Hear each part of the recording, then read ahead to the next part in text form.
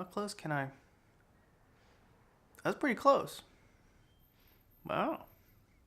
Nice. I really meant to get a vlog out on the 1st, but I kind of got lost in the holidays. Bentley and I spent the weekend in Frisco where it was crazy cold. It was, I don't know, it was like 17 at one point. And we tried to take a little walk and do some, but the footage just came out bad. It was unfortunate. Anyway, I'm back in Austin. Things are getting back to normal. We're getting 2.1 started, so that's going to be a lot of fun. Squeaky taco. I love it.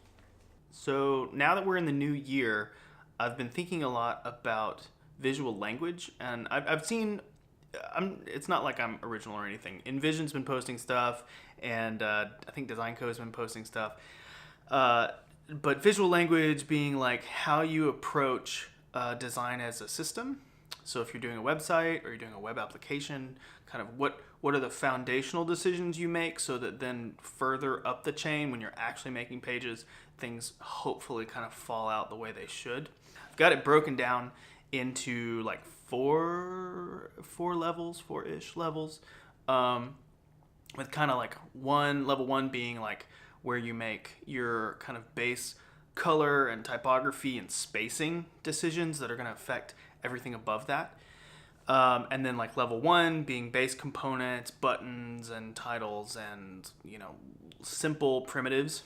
And then level 3 is clusters, where you start to put those together in meaningful ways. And then level 4 is like full layouts where they kind of act as either examples of how things could work together or as starting places for people to use. So I think I'm going to be writing about that pretty soon, probably a blog post about, or maybe 4 blog posts. I don't know. I could probably make a case for each of those levels. Okay, so I don't know if you can see this. I got this for Bentley for Christmas, and it's like a log, but it has squirrels that go in it. It's so cute. Oh my God. I've been doing some end of the year, beginning of the year reading into some specs for the web, things that are happening. Just trying to keep my knowledge fresh. It's one of these things, kind of every 6 months or so, you kind of try and go back and say, okay, what is the state of the web now? And there's this new group called Houdini. It's a collection of specs for CSS. And there's some really, really exciting things happening in CSS that I think we'll start to see landing in browsers in 2018. We may not be able to use them across browsers in 2018. For example, there's a Houdini spec for drawing into the background of an element. So if you think about anytime you've had to add DOM elements, extra divs or whatever to an element just to accomplish the background. So parallax, video backgrounds, any kind of custom drawing, that's not performant, right? You're adding DOM nodes, and DOM nodes are heavy. This spec allows you to kind of treat the background of an element as kind of like a canvas, where you get a drawing context, and you can write drawing code. You could display a video. You could draw colors. You could draw shapes. You could do anything, but that's going to get rendered very performantly, right? It's going to do the drawing on another thread and bring it back into the DOM, and you still get to assign it to an element with CSS.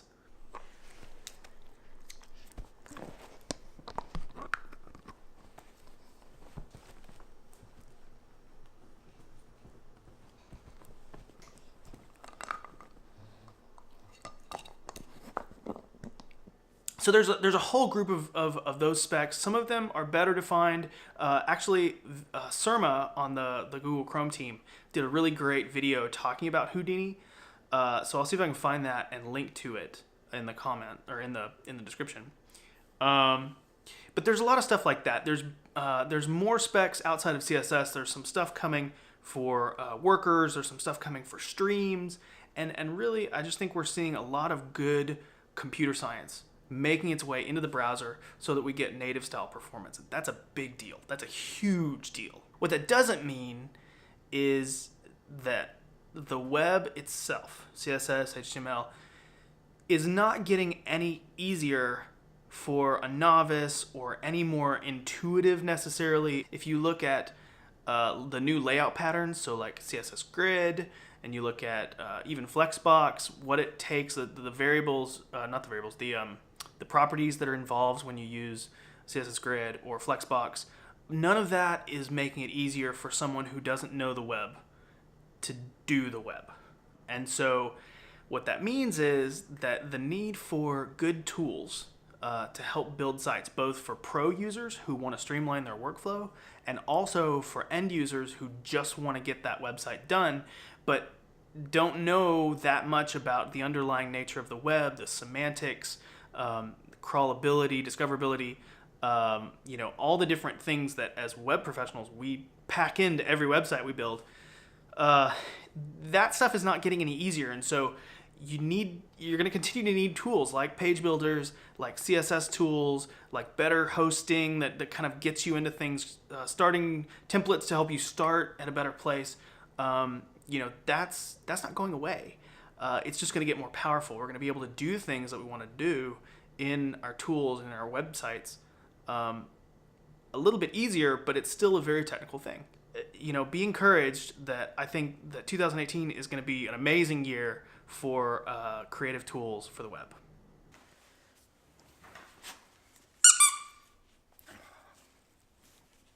Oh, damn, you got that squirrel.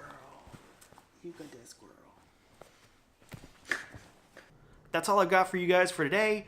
I really am going to try and do these vlogs on a weekly basis. I'm not very good at consistency, so kind of forgive me there, but I really am going to try and keep doing these. So don't forget to like and subscribe. That helps me out a ton, and I'll talk to you guys next time.